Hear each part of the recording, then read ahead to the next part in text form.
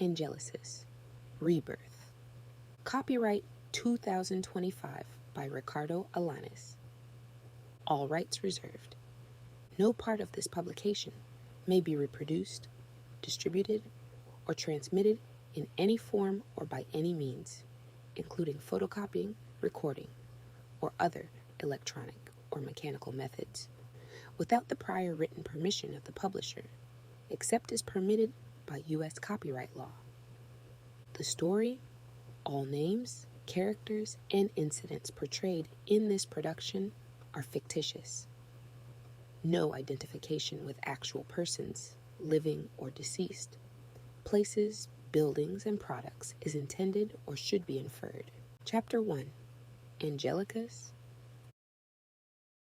The question hangs in the stagnant air like a phantom. How did the world fall into ruin? Dawn breaks over the kingdom of Abraxas, golden light catching on ivory towers that pierce the sky like the fingers of desperate men reaching for salvation. King Perstish stands alone on the highest battlement, his knuckles white against the stone, as he surveys what remains of his once magnificent realm.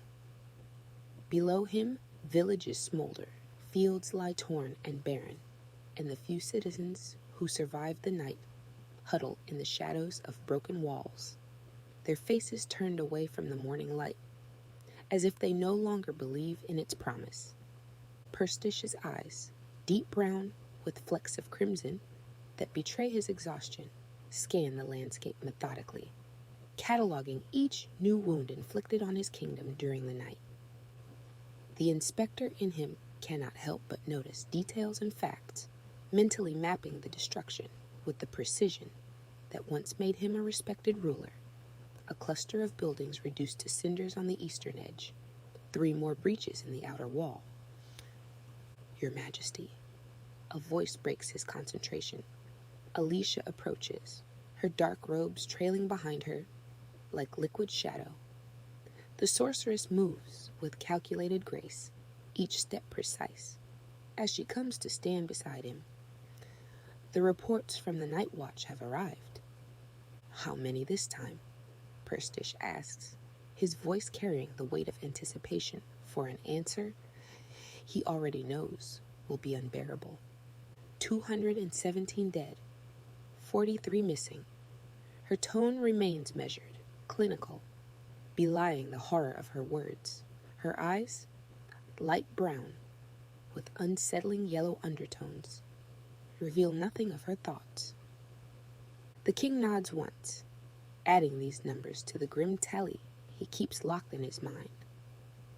Nearby, a young soldier barely into manhood shifts nervously, his bow gripped too tightly in hands that haven't stopped trembling since the first demon attack a few days ago. And what of Helix? Perstish asks. Has there been word from the eastern garrison? The warriors fight valiantly, but they are overwhelmed. Alicia responds. The demons press closer each night. A deafening shriek cuts through the morning air, the unmistakable cry of a demon scout flying over the southern forest. The young soldier looses an arrow reflexively, but the creature vanishes into the clouds before the shaft can find its mark. They grow bolder, Liam observes, appearing suddenly beside Perstish, his presence so quiet that even the king startles slightly. Perstish recalls the beginning of this nightmare with perfect clarity. The demons came first as shadows, slipping through cracks in reality that should never have existed, small incursions, easily repelled by his soldiers. Then came the coordinated attacks, villages razed in a single night, his elite guards torn apart by claws that seemed to pass through steel as if it were water. The demons never tired, never retreated, simply pressed forward until their opponents collapsed from exhaustion. We cannot endure another assault, Perstish admits, the words bitter on his tongue, his carefully organized world, his traditions, his plans, all crumbling around him. Yet even now his mind works methodically, seeking solutions where none seem to exist. Andrew, his son, his most trusted commander, approaches with a bloodied arm hanging limp at his side. The young man's square-shaped face is grimy with soot and blood, but his eyes remain clear and determined. "The south wall will not hold tonight," he reports. "Matter-of-factly, we've lost too many men." Perstish nods, his decision already made, before the words leave Andrew's mouth. He has always been calm in tense situations, but now he feels a tremor in his hands that he cannot suppress. Evacuate the remaining civilians to the inner sanctum. We make our final stand at the temple. As the others depart to execute his orders, Perstish remains alone on the battlement. Below, he watches Alicia, the healer, moving among the injured, as she kneels beside a child with a burned arm. When night falls, Perstish finds himself in the sacred chamber beneath the remains of the temple, blood from a dozen wounds seeping through his royal garments and dripping onto the ancient marble floor. The sanctum remains untouched by the destruction above, a perfect circle of white stone illuminated by flames that burn without fuel in golden sconces along the walls. Outside, the sounds of battle rage, metal against claw, human screams intermingled with inhuman howls. Perstish knows his soldiers fight with valor, but it is not enough. It has never been enough. He falls to his knees before the central altar, a simple block of alabaster that predates the kingdom itself. Tradition dictates that only in the direst need should a ruler approach this sacred space with a request. Perstish presses his palms against the cool stone, leaving bloody handprints that seem to pulse in the flickering light. "I have failed them," he whispers, his voice breaking. "My people die while I hide here. If there is divine light still watching over this realm, I beg you, not for my life, but for theirs, give me the power to protect what remains." For a moment, there is only silence, broken by the distant sounds of death. Then, a single point of light appears above the altar, no larger than a dewdrop, but brighter than the sun. It expands slowly, a column of radiance that bathes the chamber in golden warmth. Perstish shields his eyes with a bloodied hand, his heart pounding against his ribs. When he dares to look again, a scroll hovers before him, suspended in the light. Ancient runes cascade across its surface, living symbols that shift and flow like liquid gold. The power emanating from the parchment is palpable, a physical pressure against his skin. "Use this to save your people." A voice speaks directly into his mind, each word reverberating through his bones. With trembling fingers, Perstish reaches for the scroll. The moment his skin makes contact, the runes leap from the parchment and swirl around him. A constellation of divine symbols fly around him, with a sensation like ice and fire intermingled. "Thank you," he whispers to the fading light. "I will not fail again." Perstish notices the shadow that detaches itself from the corner of the chamber. Alicia, her eyes reflecting the sparks of divine light with admiration. He calls her forward and hands her the scroll, as she is one of the few people that could work that kind of strong, divine power. The scroll pulses with energy in Alicia's hands, warm and alive like a beating heart. She smiles at King Perstish, her expression a perfect mask of gratitude and reverence. "I am honored by your trust, Your Majesty," she says, her sonorous voice carrying through the sacred chamber. "I will decipher these runes and prepare the ritual by nightfall." The king nods, exhaustion etched into the lines of his face, relief softening the hard angles of his jaw. In her private chamber, deep within the castle's eastern tower, Alicia carefully closes the heavy door behind her, sliding an ornate bolt into place. The room breathes with arcane energy. Ancient tomes stacked in precise formations, artifacts arranged in patterns meaningful only to her, and walls covered in intricate symbols that seem to shift when viewed from the corner of the eye. Crystal vessels filled with liquids of impossible colors catch the light from a dozen black candles, casting prismatic shadows across the stone floor. Alicia places the scroll on a central table of polished obsidian, her slim fingers with their perfectly manicured nails tracing the edge of the parchment. With reverence, the golden runes respond to her touch, brightening momentarily, before settling into a steady pulse that matches her heartbeat. She moves with deliberate grace to a hidden compartment beneath a loose flagstone, retrieving a small wooden box inlaid with bone. Her hands, small, delicate, belying their strength, tremble slightly as she opens it, revealing a vial of thick crimson liquid that seems to writhe within its glass prison. Demon blood, she murmurs, collected not even an hour ago. Her lips curve into a smile that doesn't reach her eyes. From another shelf, she takes a twisted branch with leaves as black as the space between stars, harvested from the legendary tree of darkness. The divine spell is meant to transform the king into a beacon of protection, to grant him the power to shield his kingdom from demonic forces. A noble purpose, but Alicia sees beyond such limited thinking. Why merely protect when one could transcend? Protection is temporary, she whispers to the empty room. Power is eternal. Her fingers begin to work with practiced precision, separating the golden threads of magic from the scroll and suspending them in the air before her. The runes resist initially, recognizing the impurity of her intent. But she has anticipated this. She reaches for her own power, the magic she has cultivated through centuries of study, and uses it to cage the divine spell, forcing it to remain manifested rather than retreating back to its source.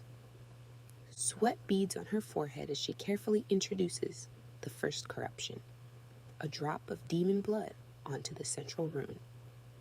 The golden light flickers, protesting the intrusion, but she soothes it with whispered incantations, learned from texts older than the kingdom itself. The blood spreads, not diluting the light, but transforming it, veins of crimson threading through gold. Next come the leaves from the tree of darkness, crushed into fine powder and blown across the suspended runes. Where the powder settles, the golden light darkens, becoming something new, neither divine nor demonic, but a perfect synthesis of both. The spell's structure remains intact, but its purpose shifts subtly with each new corruption. Still beautiful, Alicia murmurs, circling the floating magic, but now useful. As the corruption progresses, obsidian sigils begin to appear alongside the golden runes. The temperature in the room drops precipitously, frost crystallizing along the edges of the table. Alicia's fingertips burn with dark energy as she weaves the final strands of the corrupted spell, binding them with words that have not been spoken aloud since the world was young. By the time she completes her work, night has fallen. The scroll is transformed, still radiating power. But now, that power pulses with a darker rhythm, like the heartbeat of some ancient, hungry entity. The runes no longer flow like liquid gold, but crawl across the parchment like living creatures, leaving trails of shadow in their wake. Alicia takes a moment to compose herself, smoothing her robes and arranging her features into an expression of solemn dignity. She finds Perstish in the war room, bent over maps marked with the latest demon incursions. His shoulders, normally square and proud, sag with fatigue, but he straightens when she enters, hope lighting his eyes for the first time in days. "Is it ready?" he asks, his voice betraying his eagerness. "Yes, Your Majesty. I have prepared everything in the ritual chamber." The king follows her through torch-lit corridors to a circular room at the heart of the castle. Black candles form a perfect circle around a raised dais, their flames unnaturally still in the windless space. The corrupted scroll lies open at the center, the altered runes casting strange, shifting shadows across the stone walls. "You must stand at the center," Alicia instructs, her voice taking on a ritualistic cadence. "The spell will bind to you, granting you the power to protect our kingdom." Perstish hesitates only for a moment before stepping onto the dais. His faith in her is absolute. "Begin," he commands, closing his eyes and spreading his arms in anticipation of divine blessing. Alicia's voice rises, speaking words that sound like the spell from the scroll, but contain subtle alterations. The runes lift from the parchment, surrounding the king in a swirling vortex of golden shadow. The transformation begins gradually, then accelerates with horrifying speed. Perstish's back arches in agony as the first changes take hold, his scream cutting off as his ribcage reconfigures itself. His skin splits along his shoulder blades, blood cascading down his royal robes as something pushes from within. Black wings, massive, feathered, unfurl from the wound, stretching to span the width of the chamber. His eyes fly open, his face contorts in pain and confusion, flesh rippling as bones reshape themselves beneath. What have you done?" he gasps, his voice resonating with newfound power. Alicia watches with cold satisfaction as he rises into the air, suspended by his new wings, no longer fully human. Something beyond, something glorious and terrible. "I have made you a god," she answers simply, looking up at the transformed king, the first Angelica, with the pride of a creator beholding her greatest work. "The demons will tremble before you now." Perstish stares at his hands, now tipped with elegant claws that can tear through steel, as a new hunger awakens within him, a desire more primal and consuming than anything he has ever known. The room fills with the sound of his wings beating, stirring the still air into a tempest. And Alicia smiles, knowing that her work has paid off. The first transformation happens by accident. Andrew, Perstish's son, loyal to the end, rushes to Perstish's side after the ritual, concern etched into his features. When the transformed king's newly formed fangs pierce his son's skin in an instinctive response, both men freeze in shock. The wound is minor, barely a puncture at the junction of neck and shoulder, but the effect is immediate and irreversible. After a few minutes of Perstish feeling sorry and Andrew caring for the wound, Andrew collapses to his knees, his scream rising to a pitch beyond human capability as wings tear through the back of his armor, unfurling in a spray of blood and tattered metal. Perstish watches in fascination as his son rises, transformed. Andrew flexes his new wings, and a look of wonder crosses his features. "Father," Andrew whispers, his voice carrying new harmonic undertones that vibrate in the air between them. "What power is this?" Perstish feels a surge of elation as understanding dawns. Not only has he been granted the strength to protect his kingdom, he can share this gift with his most trusted warriors. An army of celestial beings, each as powerful as a dozen mortal soldiers, could drive back the demon hordes once and for all. "This is our salvation," Perstish answers, placing a hand on Andrew's shoulder. "And you shall be the first of many."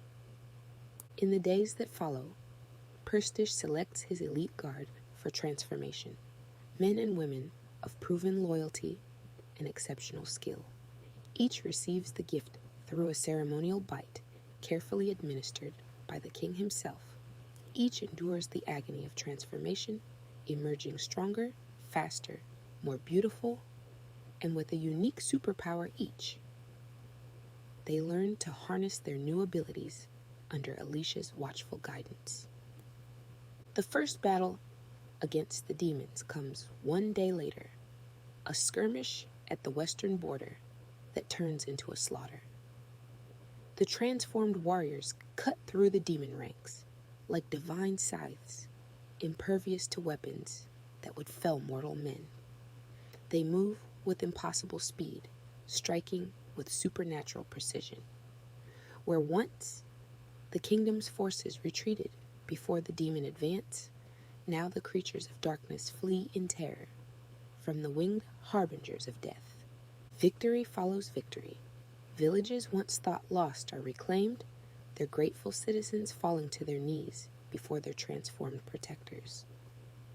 The elite guard grows as Perstish transforms more soldiers, creating a hierarchy with himself and Andrew at its apex.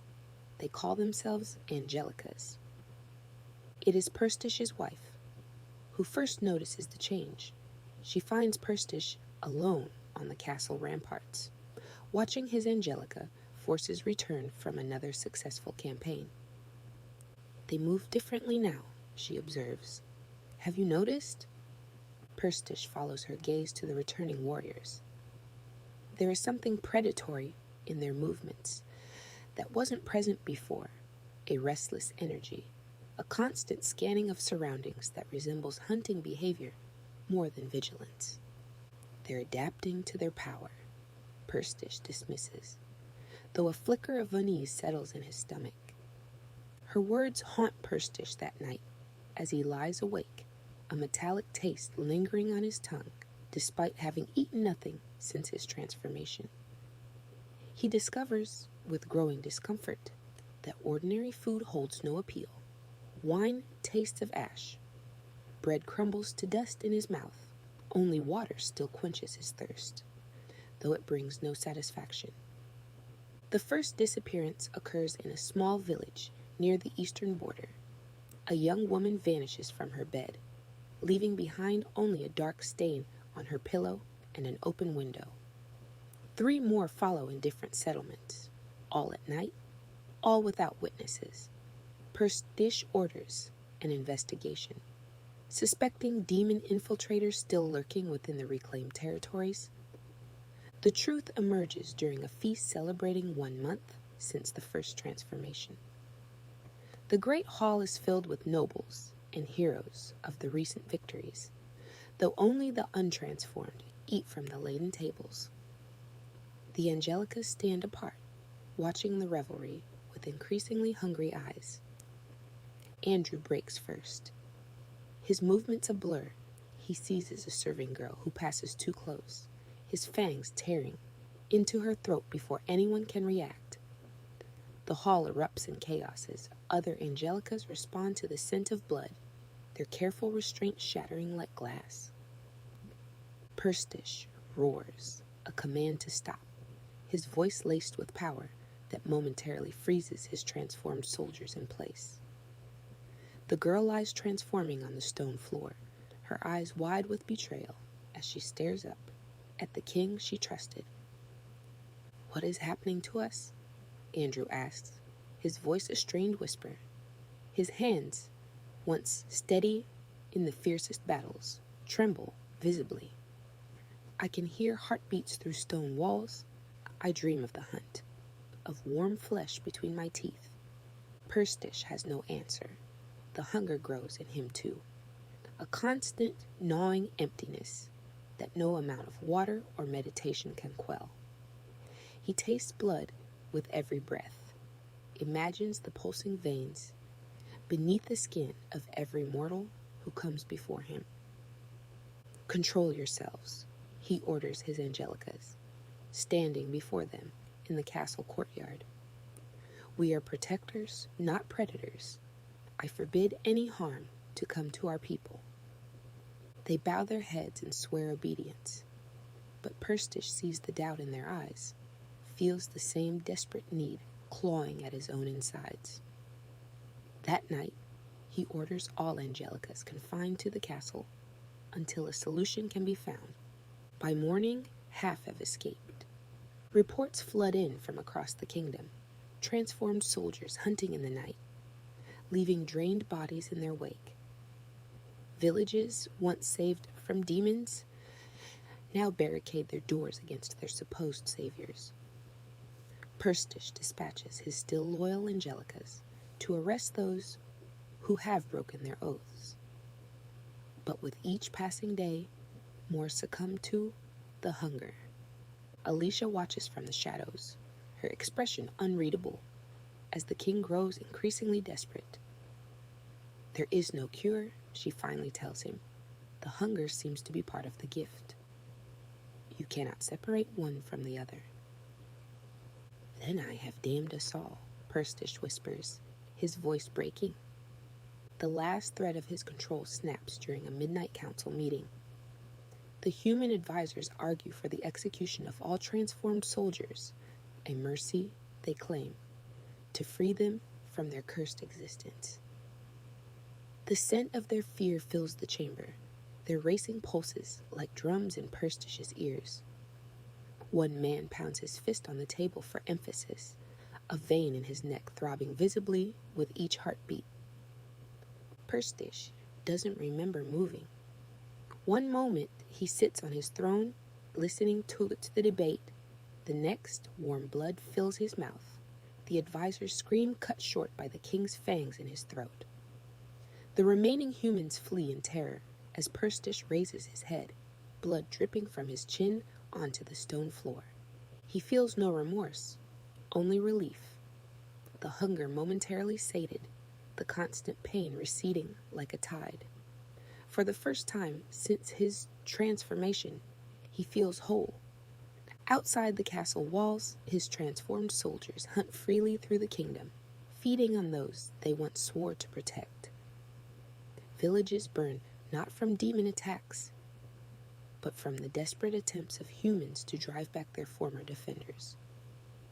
The Angelicas, no longer bound by the king's commands, embrace their new nature with savage joy. Standing amid the carnage of the council chamber, Perstish finally understands the true nature of the gift bestowed upon him. Not salvation, but damnation. And still, he hungers for more. From the highest realm of celestial light, God watches the corruption spreading across Abraxas like a stain on divine parchment. What was meant to be salvation has become abomination. The sacred spell twisted by Alicia's ambition, divine purpose, corrupted into ravenous hunger. The Angelicas tear through the kingdom like a plague, their numbers growing with each passing night, as more people are transformed by the soldiers' bites. Something must be done, something pure, to counter this darkness. In the heart of divine light, God forges a new creation, angels, beings of radiant purpose who feed on hope and love, rather than flesh and blood. Their wings form from spun golden light. Their eyes hold the wisdom of eternity, and their hearts beat with unwavering purpose. They descend to Abraxas in pillars of blinding light, breaking through the cloud-dark sky like spears of dawn. Citizens who have barricaded themselves in cellars and caves emerge at the radiance, their faces upturned in wonder as feathers of pure white drift down from the heavens. Perstish watches their arrival from the highest tower of his castle, now a fortress of dark magic and darker appetites. His hunger momentarily forgotten, he feels a flicker of his old self, the king who wanted only to protect his people. Hope stirs within him, painful in its intensity.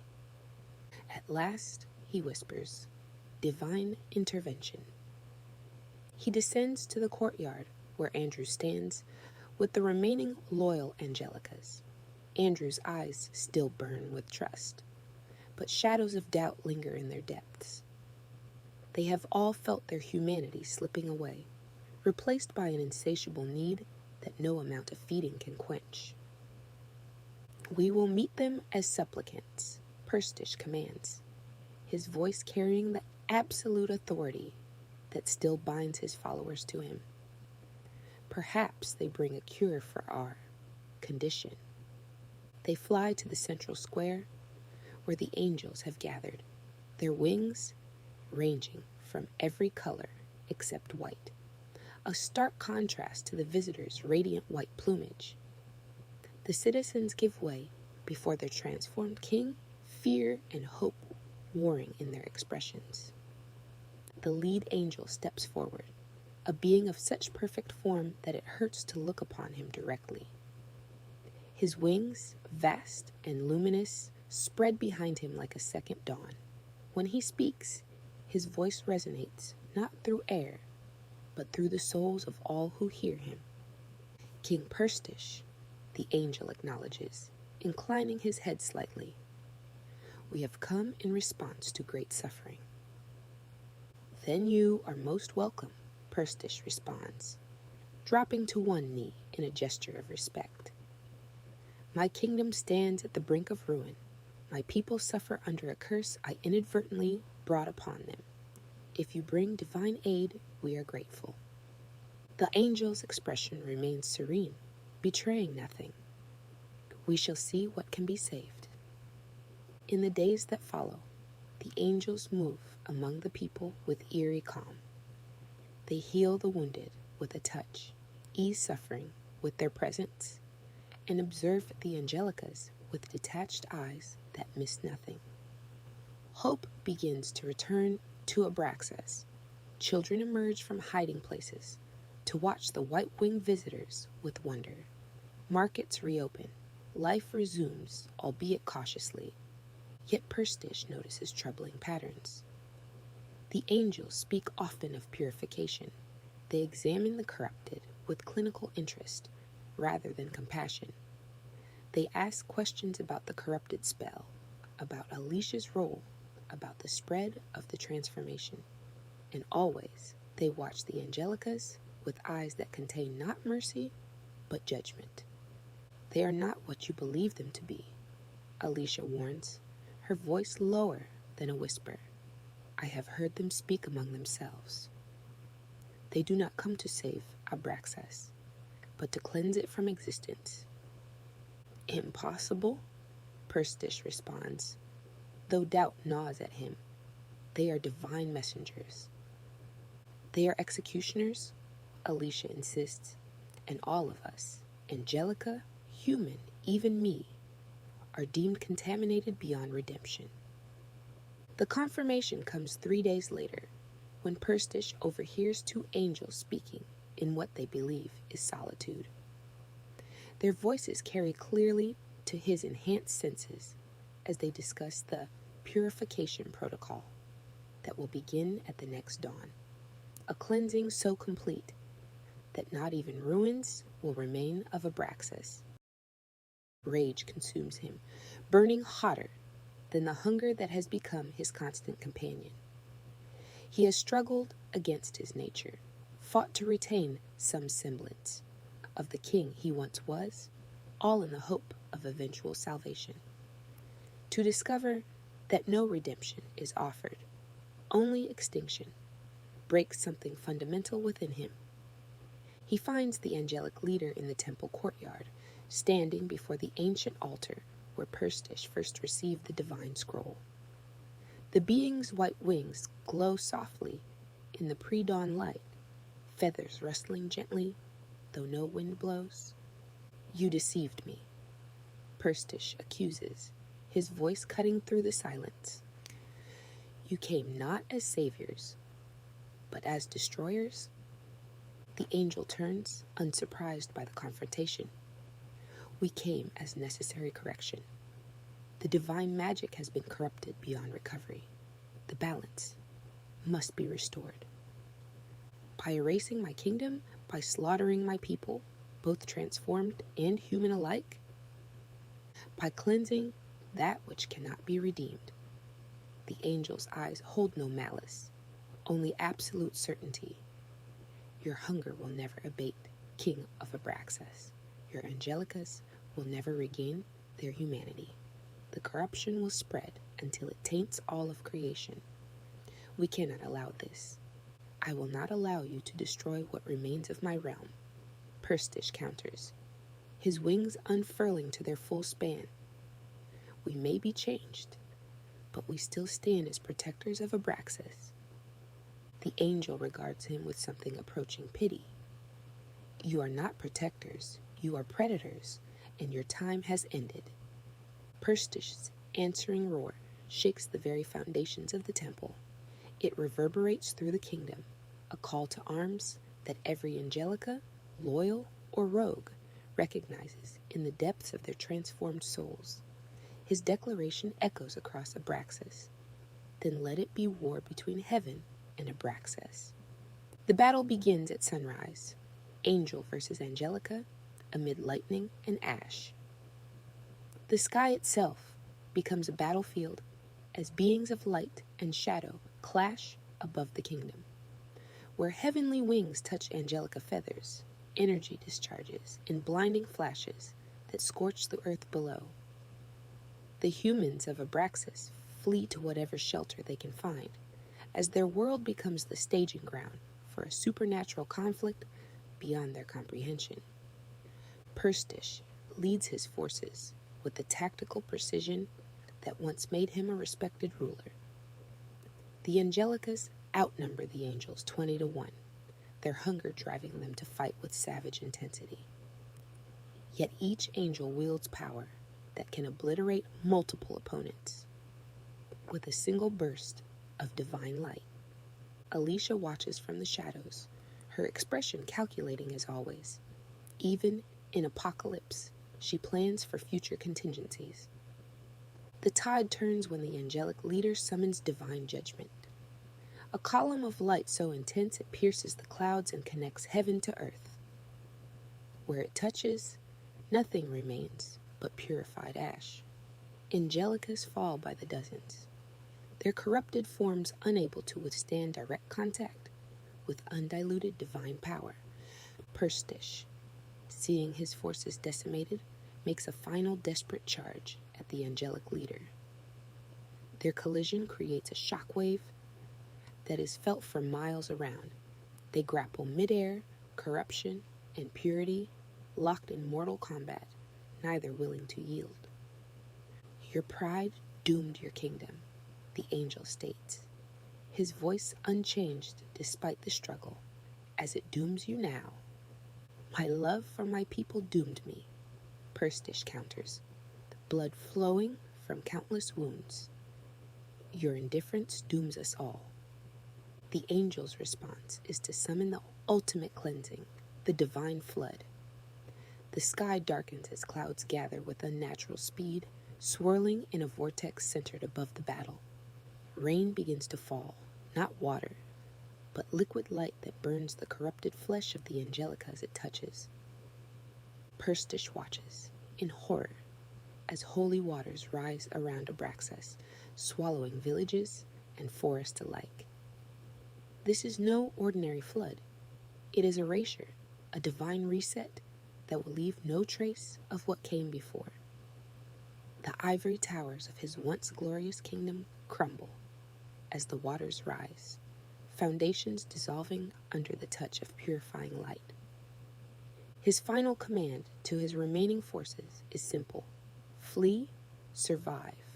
Some obey, using the chaos of the cataclysm to escape beyond the boundaries of the flood. Others fight to the last, preferring annihilation to retreat. Perstish himself remains in the heart of his kingdom, facing the angelic leader even as the waters rise around them. This is not the end, he promises, as divine light consumes him. What was created cannot be uncreated. We will return. The angel's response is lost as the flood swallows the last remnants of Abraxas, leaving nothing but purified water stretching to the horizon. When the flood finally recedes days later, no trace remains of the kingdom or its transformed inhabitants.